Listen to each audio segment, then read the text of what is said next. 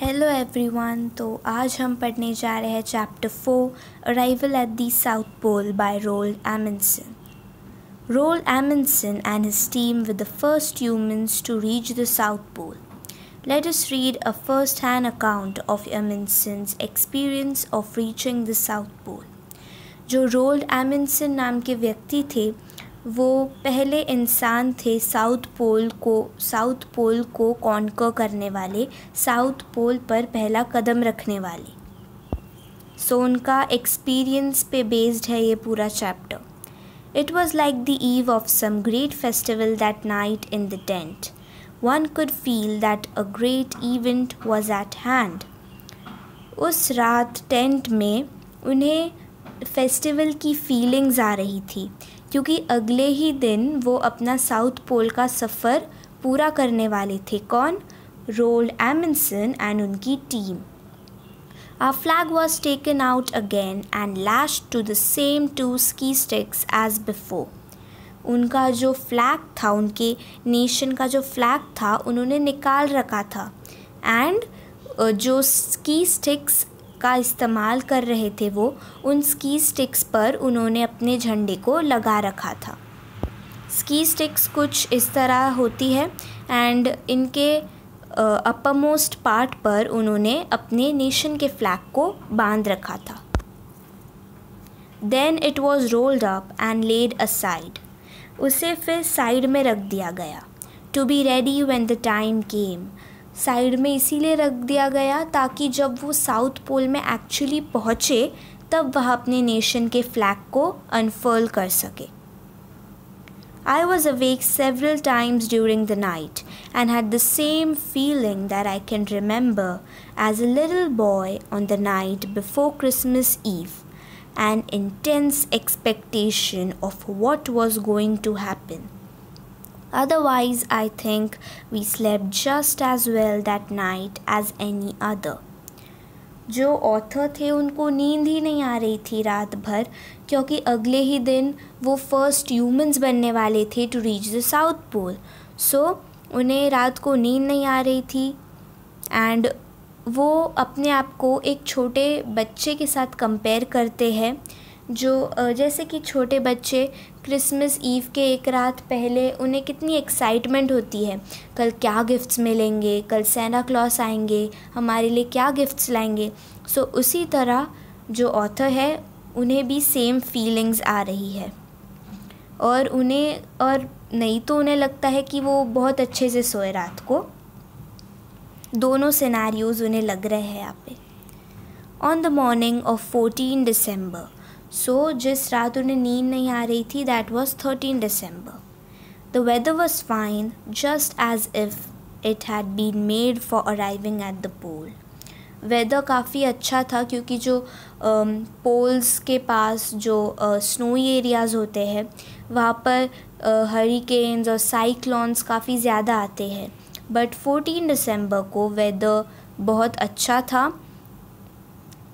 I am not quite sure, but I believe we dispatched our breakfast rather more quickly than usual and were out of the tent sooner.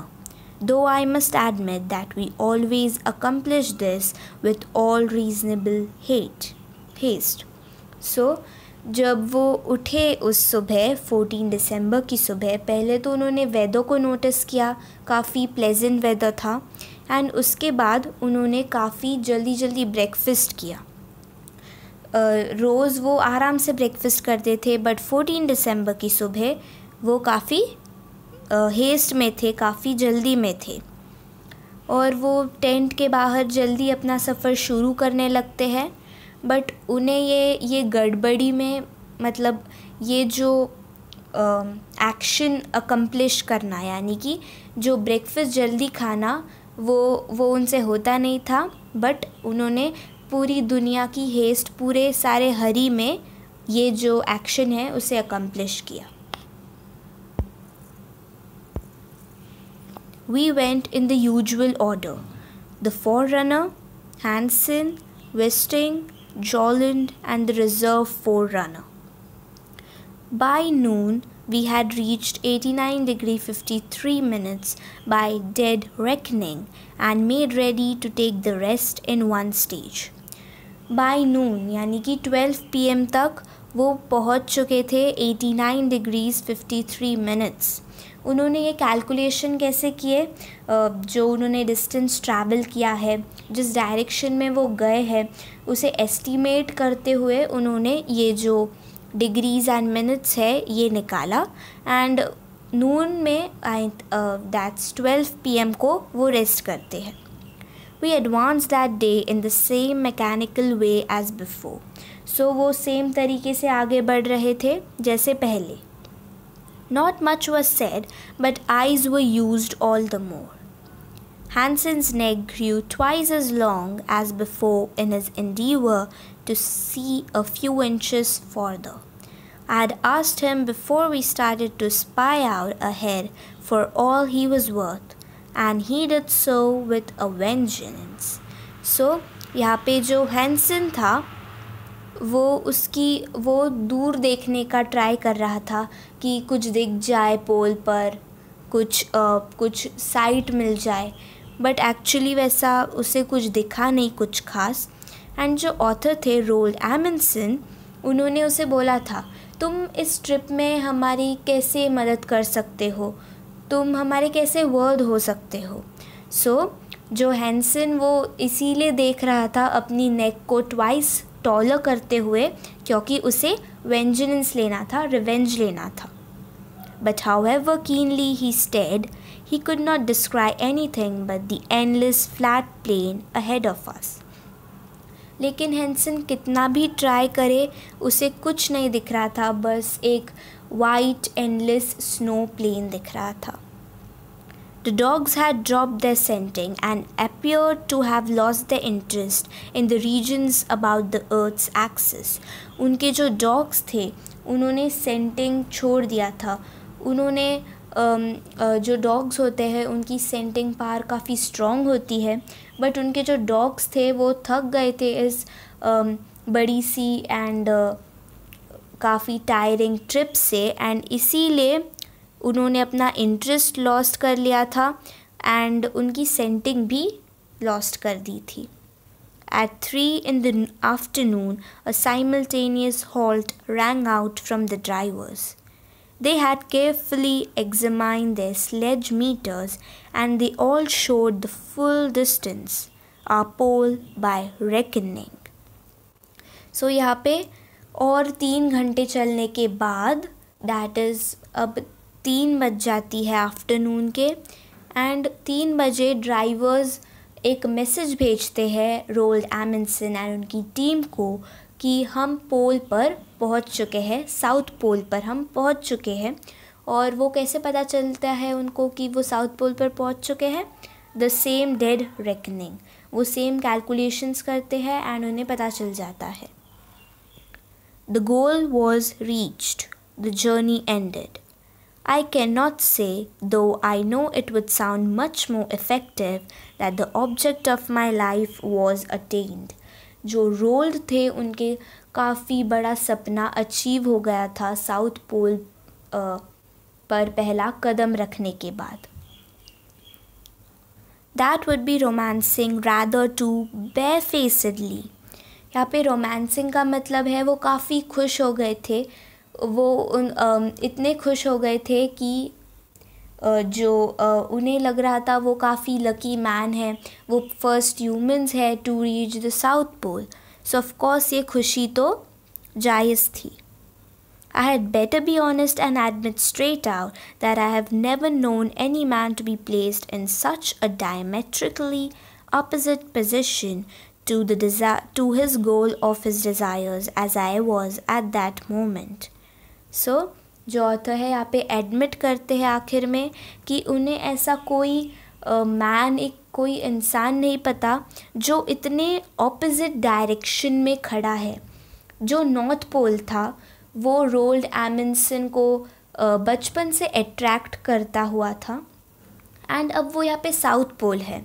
सो पूरे opposite direction, पूरे opposite hemisphere में है।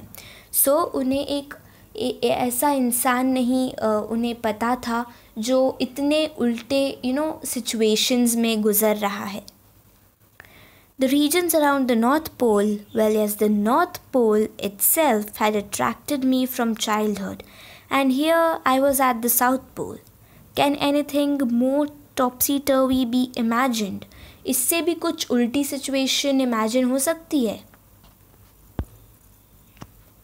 We reckon now that we were at the pole. फिर से calculations करके वो पता लगा लेते हैं, नहीं हम पोल पर ही पहुंच चुके हैं. South Pole. Of course, every one of us knew that we were not standing on the absolute spot. But हर एक इंसान को पता था जो उस मिशन पर गया है कि वो exactly 90 डिग्री साउथ पोल पे नहीं खड़े हैं, क्योंकि it would be an impossibility with the time and the instruments at our disposal to ascertain that exact spot.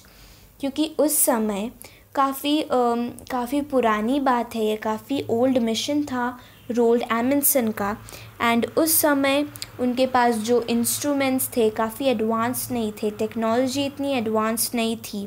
अब एआई आ गया है, रोबोट्स आ गए हैं, सो ये एरा नहीं चल रहा था उस समय. सो उनके पास अच्छे इंस्ट्रूमेंट्स नहीं थे ये पता लगाने के लिए कि वो exactly 90 डिग्री साउथ पोल पर है भी या नहीं.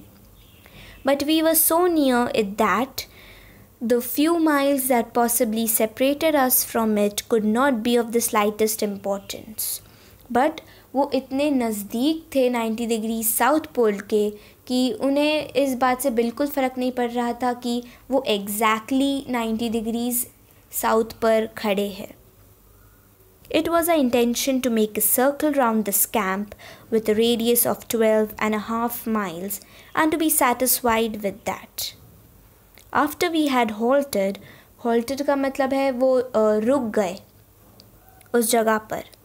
We collected and congratulated each other. वो celebrations करने लगे. Of course वो first humans बन गए थे to reach the South Pole. So of course celebrations तो बनते हैं. We had found grounds for mutual respect in what had been achieved, and I think that was just the feeling that was expressed in the firm and powerful grasps of the fist that were exchanged. और अपने nation के वो first humans थे to reach the south pole, so वो indirectly अपने nation का respect बढ़ा रहे थे एंड उन्हें काफ़ी खुशी हो रही थी. और एक बात यहाँ पे ऑथर ने बोली है कि ये जो मिशन है उनका सक्सेसफुल नहीं होता अगर विस्टिंग, जॉलिन, फॉररनर, रिज़र्व फॉररनर्स, उनके डॉग्स, उनके ड्राइवर्स नहीं होते. तो ये सब लोगों ने मिलकर इस साउथ पोल पर कदम रखा है. सो ये कोई एक इंसान का काम नहीं था. सो यहाँ पे पार्ट 1 ख़त्म होता है. Thanks for watching.